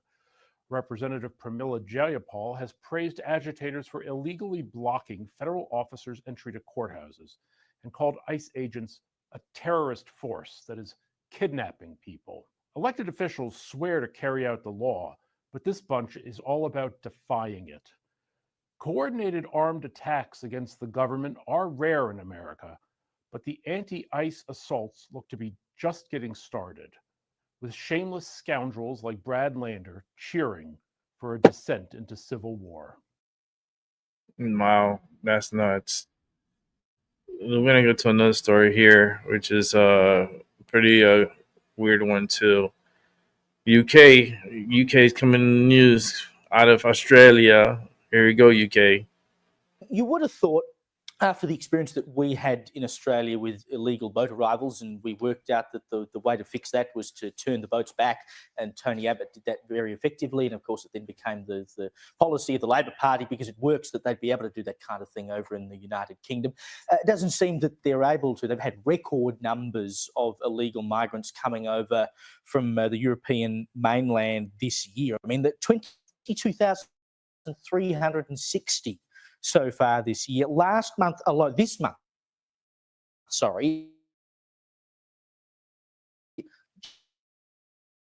so far this month, 2,000 asylums get in the UK, and is having extras at the moment. But summer and so the conditions are better, so they're all making a mad scramble over there. But the people smugglers are doing summer deals to get more of them across the channel, as though it was some sort of package holiday to Benidorm or something. I mean, how good? It's absurd. And they're also targeting different ethnic groups with this summer sale for crossing the English Channel. But when you look at these images, it's largely young men racing across the channel. It really is very disturbing. Nigel Farage was actually at the English Channel the other day, and he exposed the fraud that is going on. The dinghy has left the French beaches, been escorted over by the French Navy, and if we turn around, we can see the Border Force vessel, and he's now waiting on the 12-mile line for the handover. Bear in mind, we've given the French 800 million quid since 2014. It's interesting. We were literally watching one government politely handing over to another government 78 people on that rib, one woman, 3 kids, and 74 young adult males whose identity we do not know. If this is not a national security emergency, I don't know what is.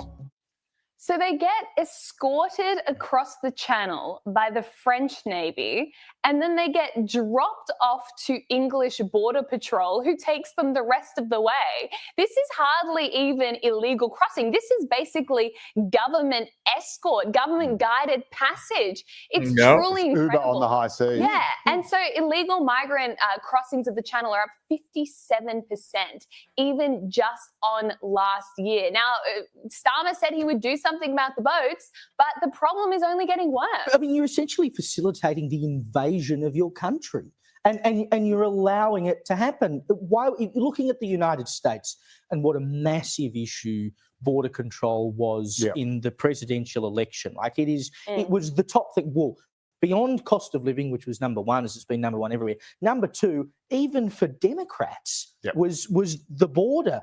How has Starmer not looked at that and gone, we need to stop this now? Yeah, you do have to stop it. And the problem is that once you let it start, it is incredibly difficult to stop. And this is something that that people on the left have laboured under. It's a misapprehension that I years ago laboured under. This idea that you're somehow doing something progressive or humanitarian by having open borders. It does the exact opposite. What it does is it prioritises people who are rich enough and fit enough to be able to make the dangerous journey and survive. And then claim that they're asylum. And that is overwhelmingly, as our friend Nigel Farage said, overwhelmingly young men, which leaves women and children back in the home country or refugee camp, still facing persecution if we are to believe that they are legitimate asylum seekers, but without a breadwinner, without anyone to provide for them. Most evil dictatorships that these people are fleeing do not have, hugely generous welfare programs for single mums. It might surprise people to learn.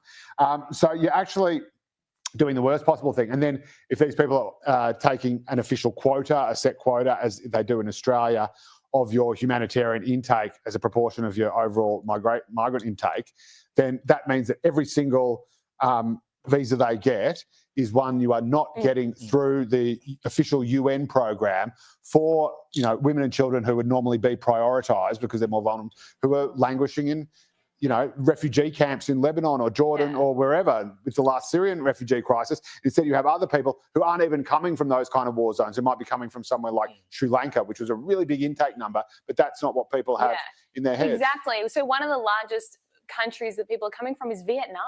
I'm sorry, you're not fleeing conflict in Vietnam. A popular tourist Aussies destination. go to Vietnam on holidays every year. And so I mean, there are a few legal challenges, of course. They're still in the European Commission on Human Rights, which is limiting what they can do.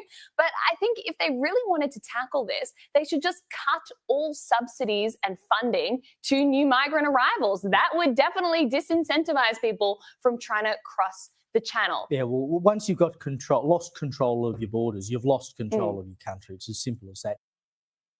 Wow. That's a big problem. And you have the problem is that they're escorting them into, this is the next one we're going to be watching. This is the last one for the night. It's a Fire NATO. We're going to see how how strong it gets. That's the last video, and then I'm gonna close out the show because I'm tired and I gotta get an early sleep. Wake up a little early. I might do an early morning show just to, check out some news of what happened overnight, if there's anything happening, and get some of that anxiety out of my body. Because surgery sucks. But I like it when it's early because you just go right to it. Just go get prepped. It takes 45 minutes to get prepped. And once you're up and ready, you're in the gurney. You're in the gurney. They put all the IVs in me, so they got to put they're gonna put a lot of they're gonna have fun because it's hard to find my veins. So they're gonna. I hope they do a good job and they get the line, and then after that, I'm gonna be fighting the medicine. I'm going 1-on-1 with the anesthesiologist. As we meet again. Who wins this fight? You undefeated for a very long time. I think I can beat 5 seconds. What do you think? I think you're going to lose. Sure it does. I do lose because I'll look at the clock and I'm like, okay, I'm trying to fight it, but then you got pins and needles. You start feeling pins and needles all over your body, and then you're like, after you feel that pins and needles, goodbye. You're as hard as you're fighting to stay up, because I always try to fight to stay up and fighting the anesthesiologist, but it's no joke with them. It's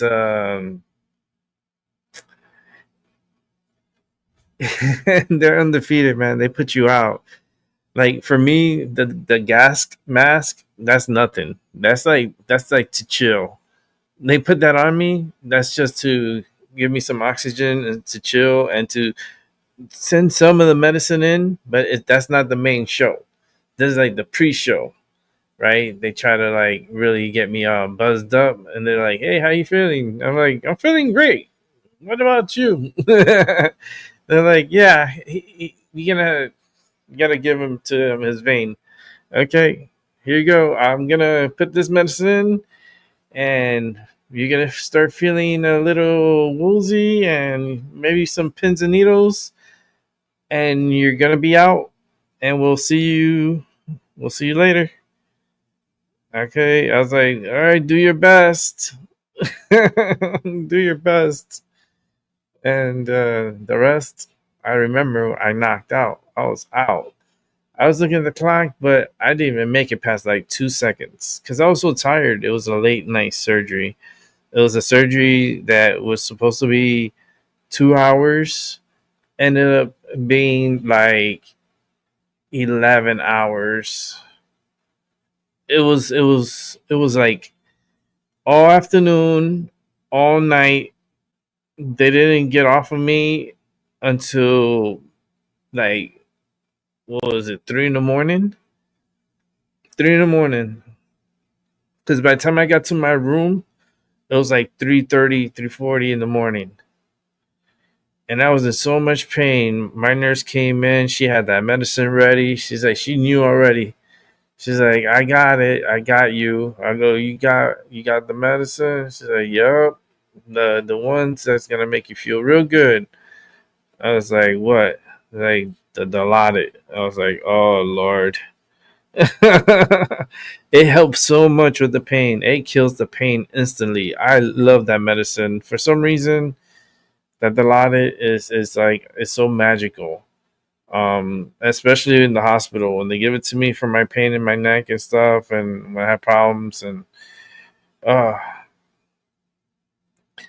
yeah, that shot, it just really just kills the pain, and for hours too, which is beautiful.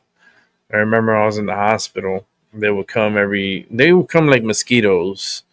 So I used to call them mosquitoes. So they used to come 4 times a day to inject me with my medicine because actually 5 times a day. It was at 1.5 times a day, and then they put me 4 times a day, and they would inject me. Not inject me. I had a port, so they would put in the port. They would clean the port first, and then they would test the port, and then they would put the medicine in. When they put the medicine, it takes a while, but then you start feeling it up your arm, and then you feel it in your body. And I remember when I had a PICC line. PICC line is when they put it inside here in your arm. I don't know if you ever had an arm PICC line before. Anybody, if you ever had, just leave a comment in the comments.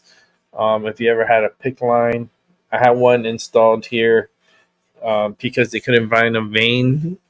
They couldn't give me they couldn't put no medicine in me or give me blood or they couldn't do anything. My veins were hiding, so they sent me to do a procedure where they surgically put a PICC line in my arm.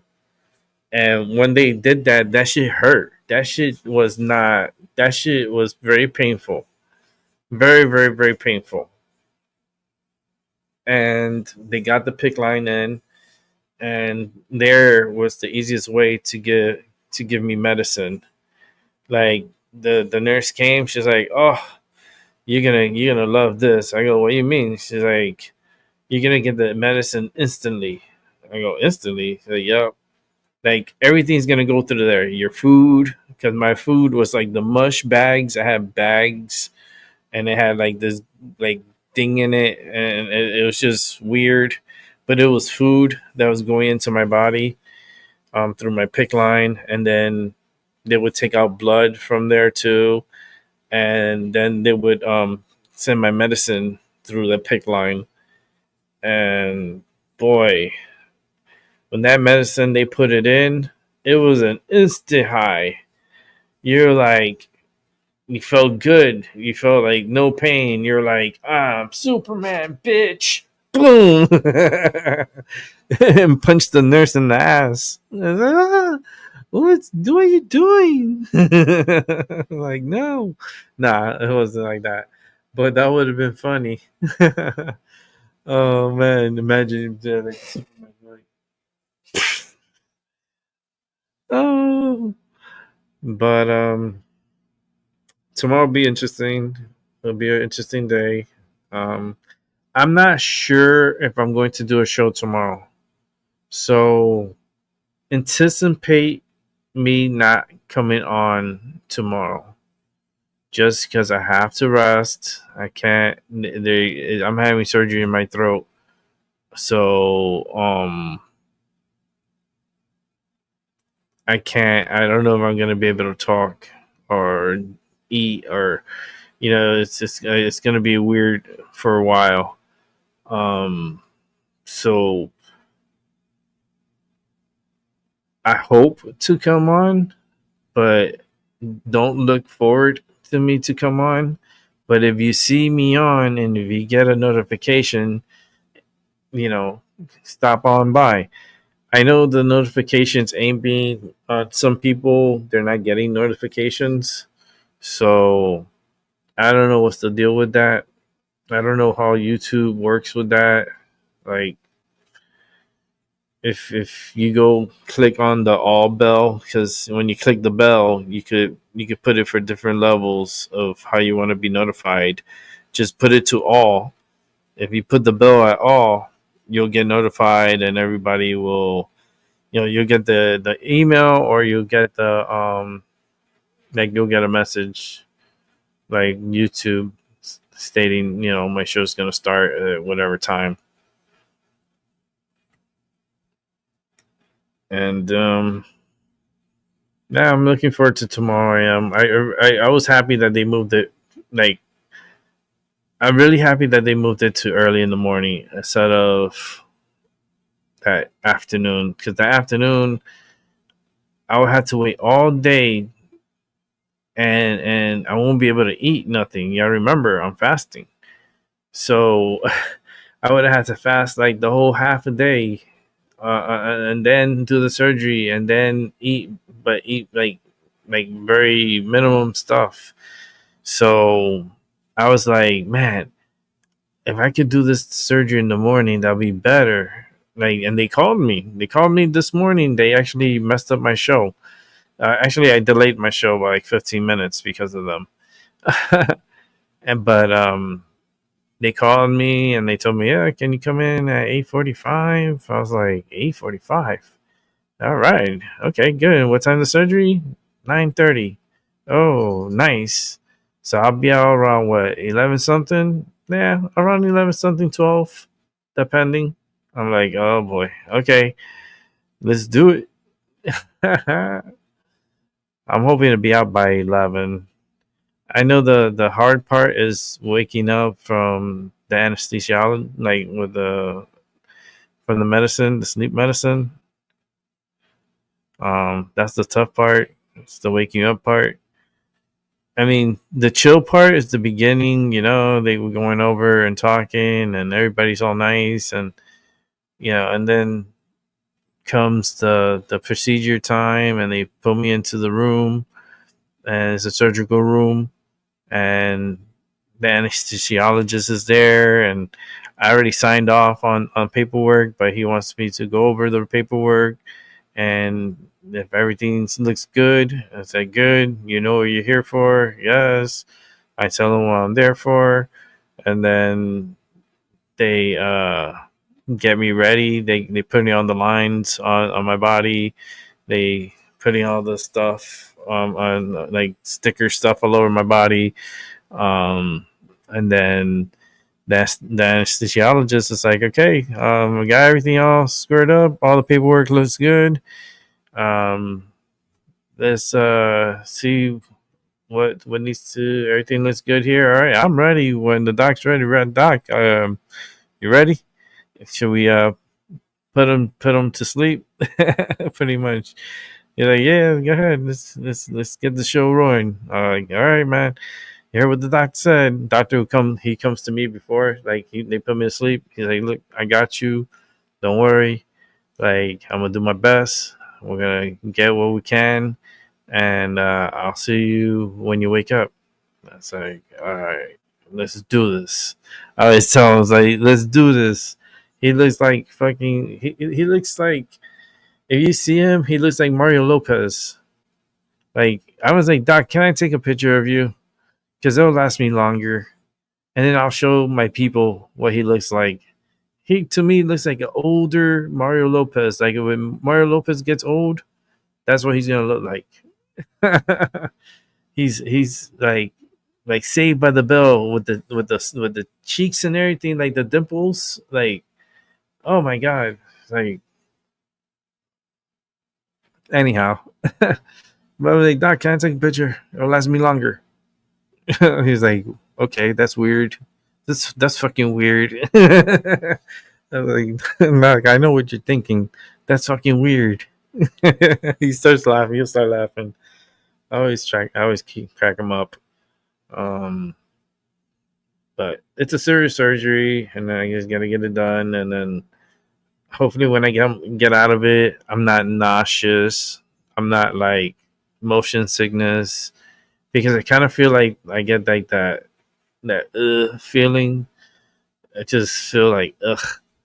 Let's check out this last story for the night, and then I'll talk a little bit more, and then I'll wrap up the show.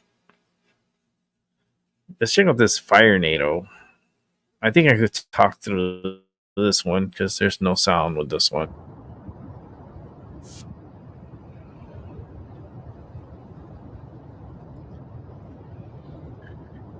It's rotating. I can see the rotation of the clouds. Fire can start tornadoes. It starts creating its own low pressure in the area, in the fire. It just helps. It's like a running engine.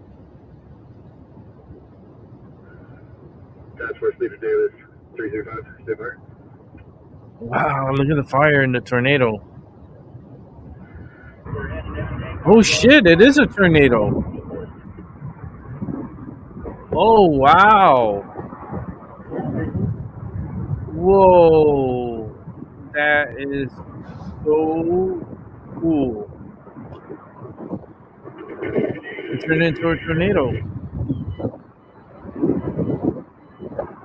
That's a lot of energy. Look at that. That's a beast.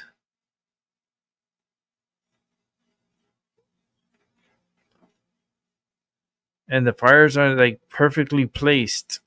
So like it could really like take off. That's wild, man. Mother Nature, she's so unique. Never underestimate Mother Nature. Wow, that looks so wow.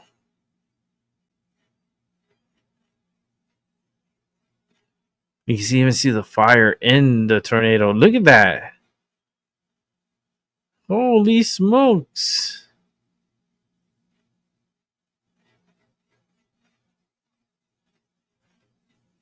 That's wild.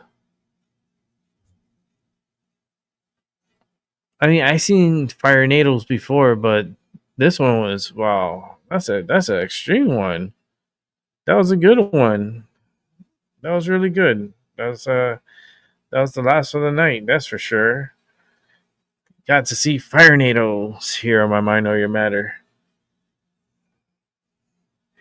Well, it's time to go to bed. It's that time of the night again where we get ready for bed and we go to a place of bliss for some, and for those, nightmares. I'm somewhere in the middle. I'm going like when I'm dreaming about my freaking high school reunion. That was like my last dream, was the high school reunion.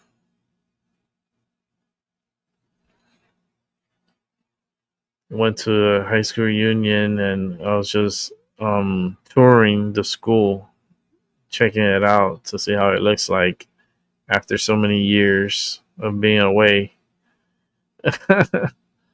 It's like nice. I gotta do a tour and record it so you guys can see it. Like, damn, this is the school you went to? Yep. It's a Cuban school. It's Cubans. A lot of Cubans. It was Hialeah. It's like it's part of Cuba. Easy. But just have a good morning, good afternoon, good night, wherever you're at. And I'll catch you on the flip side. And then we'll see what happens tomorrow. If I'm gonna see if I can wake up early to do a show. It's not guaranteed. I would like to wake up early to do a show, but I don't know if it's gonna happen. Just if I go to sleep early now, then it may happen. But if not, then I'll just be back when I feel like I'm ready to come back. We'll see. Have a good one and be safe out there. And I'm scared, but I'll be fine. See y'all later. Peace.